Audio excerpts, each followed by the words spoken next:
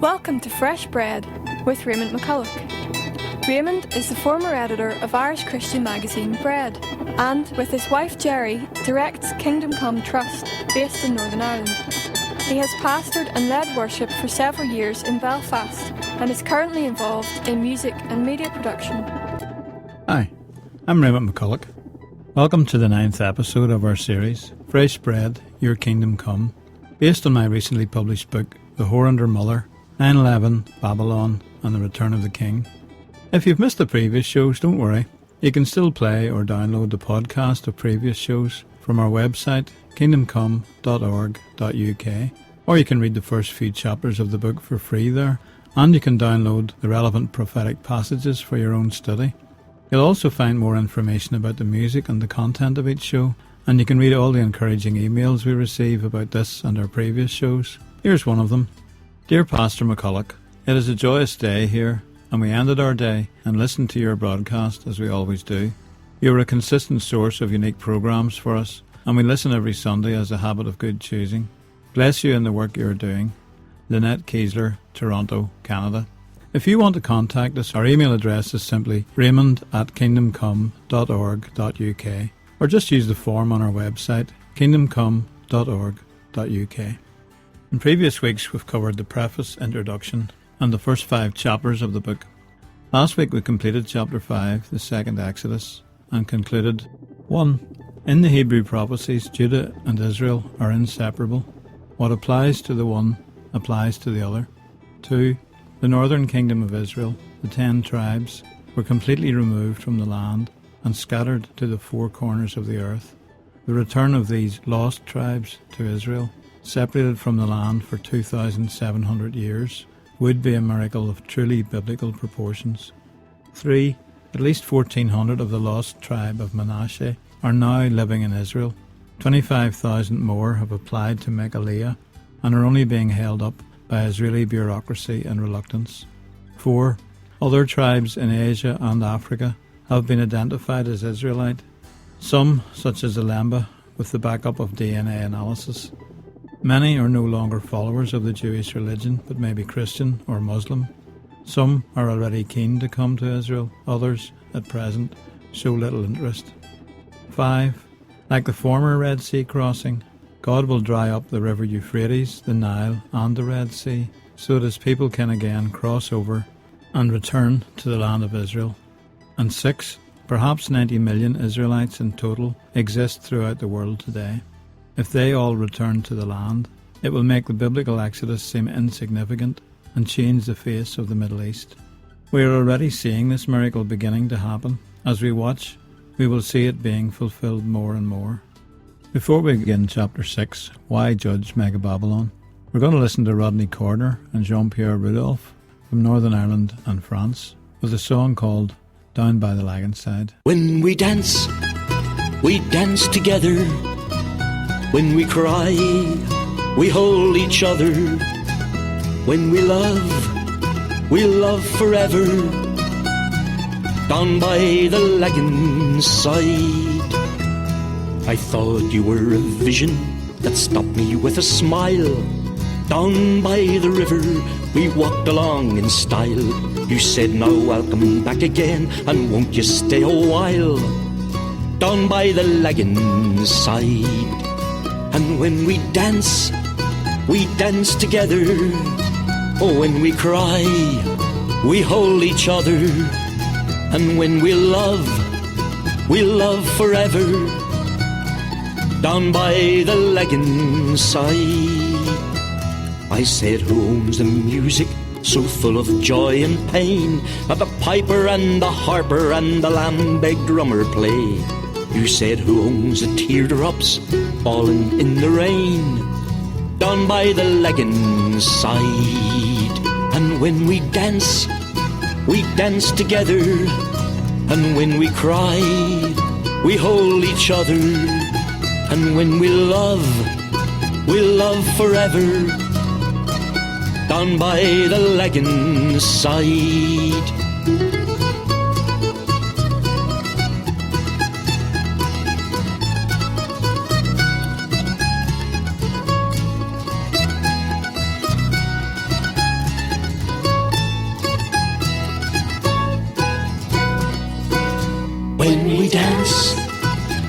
dance together.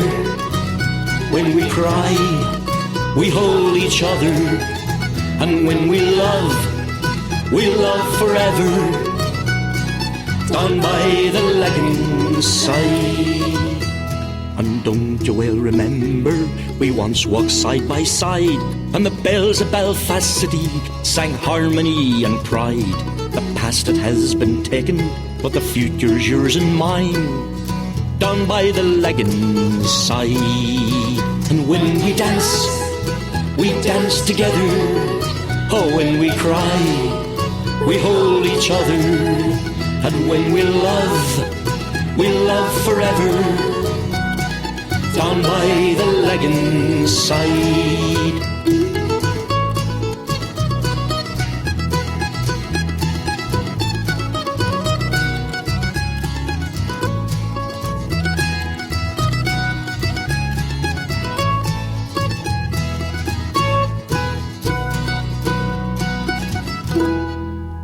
Chapter 6.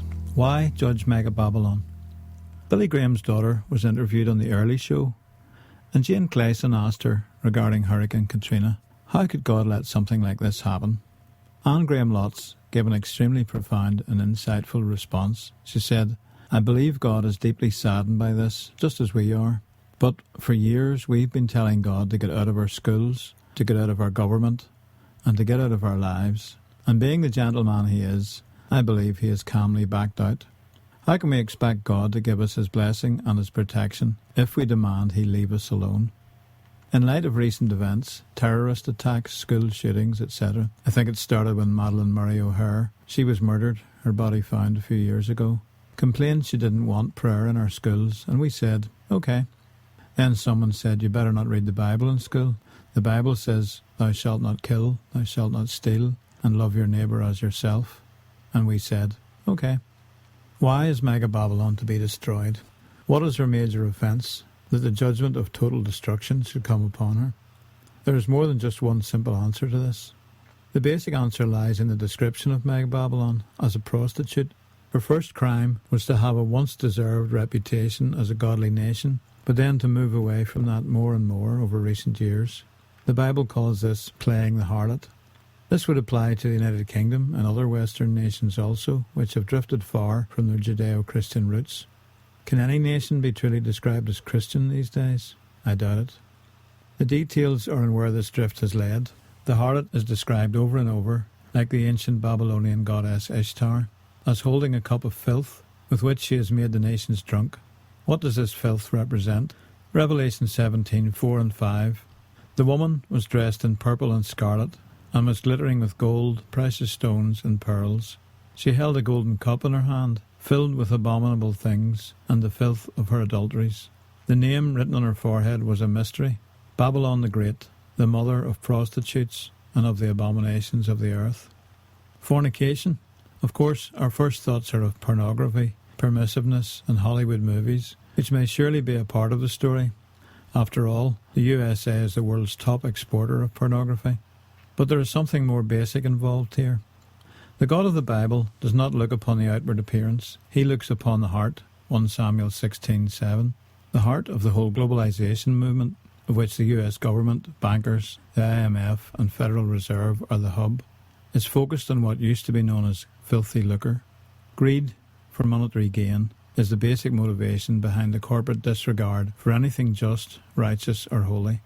For the sake of the bottom line, individuals and corporations will sacrifice any moral imperatives, any thought of justice for the poor, any regard for the Almighty.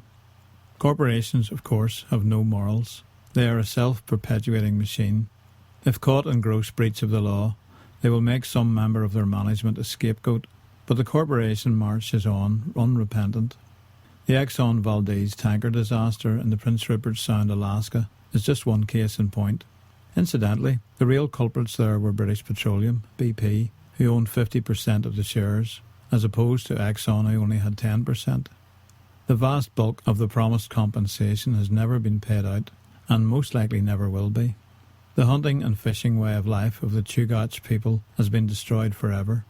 But who cares? Certainly not the corporations involved. Will those same corporations make things right in the Gulf of Mexico? I won't hold my breath. The major banks and corporations in the USA and beyond control the wealth of the country and also of most of the global economy. They have the power to raise up and put down presidents, to manipulate stock and share values, the banking system, the economies of the United States and most of the rest of the world. The willful destruction of Argentina's economy by the IMF in 2001 is just one example of the ruthless behaviour of our global rulers.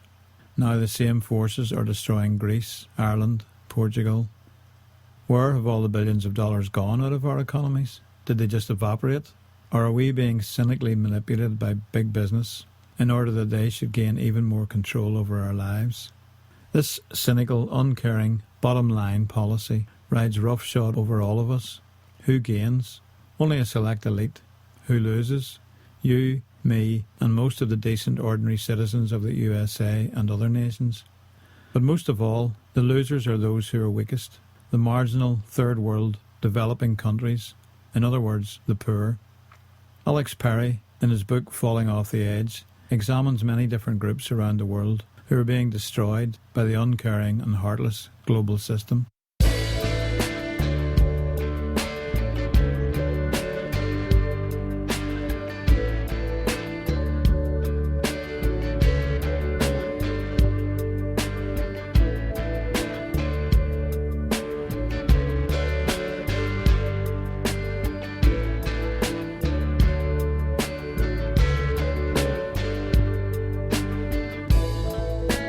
Is a kind of fire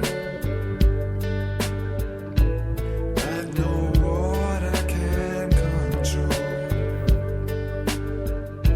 and I am blazing with that holy flame, and I am captured by its love. You have stolen my heart.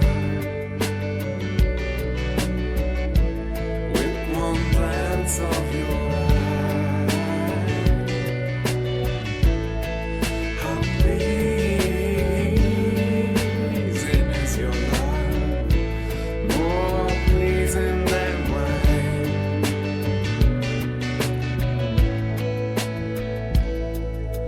Love, love, it burns a blazing fire, mighty flame.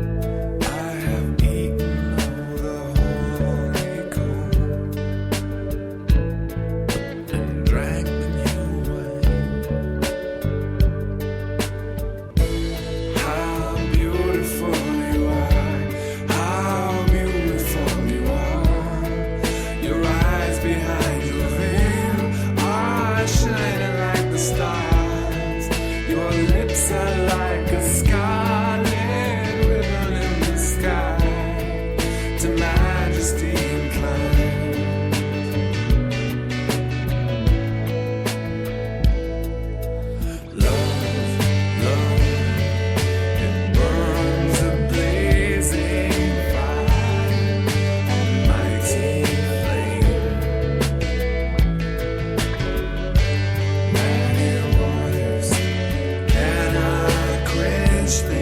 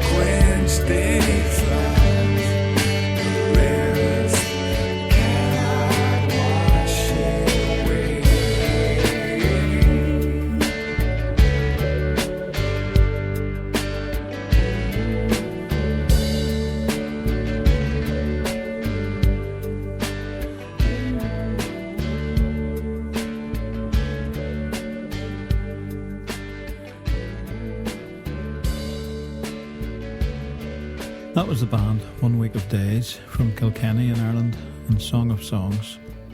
The powerhouse of world globalisation is centred in Wall Street, New York City, in the US Federal Reserve, which, like Federal Express, is not federal. It is a private entity, not answerable to the US Senate, the President, or anyone else.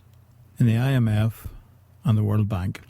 All of these entities are linked and working together towards their own agenda. While many rant about the dangers of world communism and Islamic fundamentalism, and maybe with good reason, a small, self-effacing elite group are taking more and more control of our lives. They are quite prepared to instigate wars, famines, global crises, economic meltdown, drug addiction, and maybe even epidemics. Why not? They can make a fortune from our misfortunes, so why should they worry about the morality of it? These guys have no morality. Let's look at some specific prophecies which describe why the God of Israel is angry with Mega Babylon and why he will ultimately bring great judgment and disaster upon her. Revelation 17, 1-3. One of the 7 angels who had the 7 bowls came and said to me, "Come, I will show you the punishment of the great prostitute who sits by many waters. With her the kings of the earth committed adultery, and the inhabitants of the earth were intoxicated with the wine of her adulteries." Then the angel carried me away in the spirit into a wilderness. There I saw a woman sitting on a scarlet beast that was covered with blasphemous names and had 7 heads and 10 horns. First of all, the prostitute is mounted on a scarlet beast. The beast is covered with blasphemous names. The nature of the beast is in total opposition to the God of the Bible. Revelation 18, verse 3, "For all the nations have drunk the maddening wine of her adulteries. The kings of the earth committed adultery with her, and the merchants of the earth grew rich from her excessive luxuries." Revelation 17:23. "Your merchants were the world's important people. By your magic spell all the nations were led astray." And Isaiah 47, verse 9. "Both of these will overtake you in a moment, on a single day, loss of children and widowhood. They will come upon you in full measure, in spite of your many sorceries and all your potent spells." This opposition to the God of the Bible has opened up Mega Babylon to all kinds of evil, including sorcery. The Greek word used here for magic spell or sorcery is pharmakia, from which we get our English word pharmacy, that is, the use of drugs. In the Bible, the use of drugs was completely tied up with the practice of sorcery and was totally forbidden, as it was an act of rebellion against the Lord. Mega Babylon has polluted the world through the lure of excessive luxuries, funded through the propagation of the drug trade worldwide. Michael C. Ruppert was a former LAPD investigator into the drugs trade. In the course of investigations in the mid-70s, he came across information that the CIA was trading drugs in order to fund covert operations in the Middle East. People magazine, 1992. In his 2004 book, Crossing the Rubicon, he writes that one of the biggest secrets of 9/11 is the connection between drug money and Wall Street. In this context, it is not surprising that the US completed its invasion of Afghanistan in November 2001, in the middle of the opium planting season.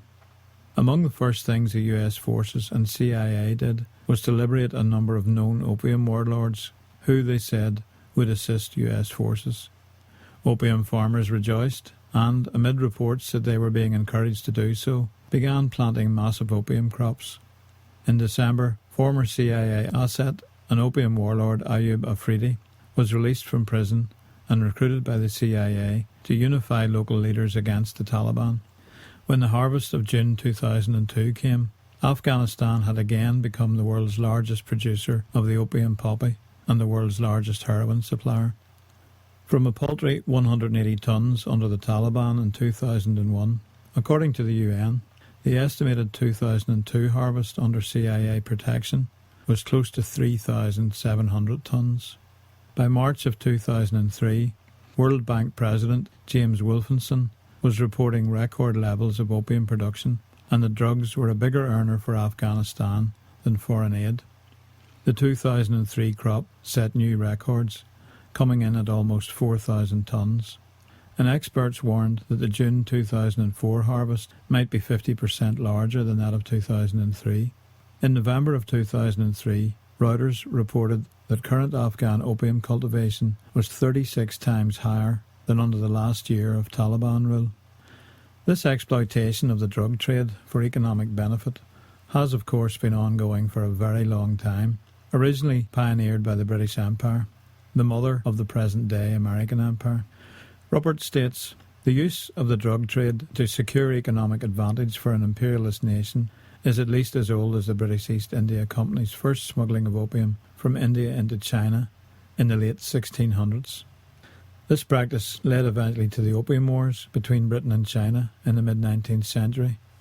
Incidentally, it's probable that the many billions of dollars revenue from this sudden increase in Afghan heroin production were used to fund the massive subprime mortgage boom in 2002 to 2006, which, we are told, led to the present worldwide economic collapse, which began in 2008.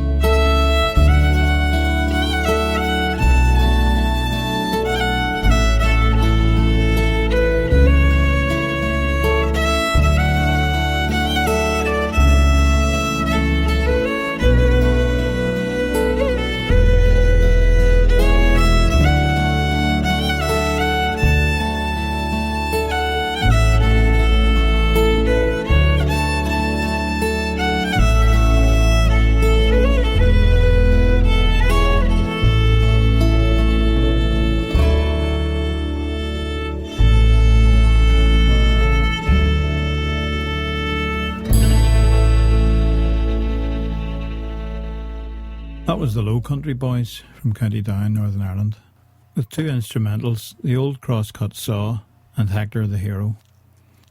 Let's sum up what we've covered today. Why will Mega Babylon be judged by God and completely destroyed? Firstly, Mega Babylon is the leading force behind world globalisation, where merchants were the world's great men, Revelation 18:23. Wall Street, the Federal Reserve, and the leading American corporations control and manipulate the world economy. She has corrupted the whole world with her market-dominated philosophy, destroying many innocent people as a result. Secondly, because of her many sorceries, in Greek pharmakeia, the riches and economic strength of this evil empire are founded upon the colossal income from illegal drugs, especially heroin from Afghanistan and cocaine from Colombia, leading to the destruction of the lives of those addicted to them. Judgment is coming. Join us again next week for the second part of Chapter 6, Why Judge Mega Babylon. Remember, if you want to buy the book, The Whore and Her Mother, go to our website, kingdomcome.org.uk. Slán agus Banadjia. Bye and God bless. This series is produced by Precious Oil Productions for Kingdom Come Trust. For more information about the series, Bible notes and recordings of previous talks, check out our website at www.kingdomcome.org.uk or write to PO Box 200, Belfast, Northern Ireland, BT 23 7TZ.